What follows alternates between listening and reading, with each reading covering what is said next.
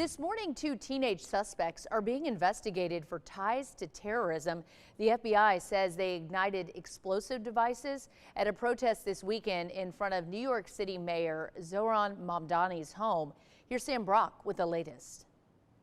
This morning, federal investigators probing for possible ties to terrorism after two suspects seen here handling what the FBI describes as an improvised explosive device, or IED, during an anti-Islam demonstration outside New York City Mayor Zohran Mamdani's residence, Gracie Mansion. Police then say a much larger counter-protest formed, including the two suspects, who, according to the FBI, ignited the devices, which failed to detonate. The devices, which were a bit smaller than a football, appear to be a jar wrapped in black tape, importantly with nuts, bolts, and screws, along with a hobby fuse that could be lit.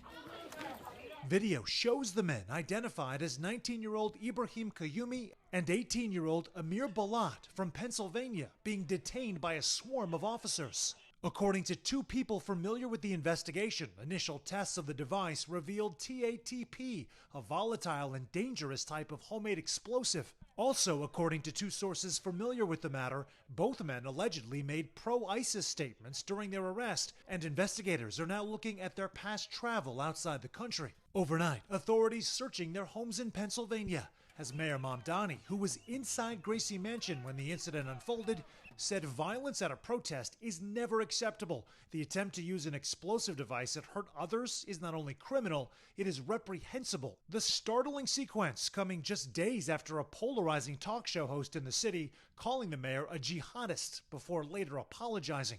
Muslims in this city, for almost as long as we have been in this city, have had to deal with those with power and platform dehumanizing us. I am not ashamed of my faith. I am not ashamed of being the first Muslim mayor in the history of our city.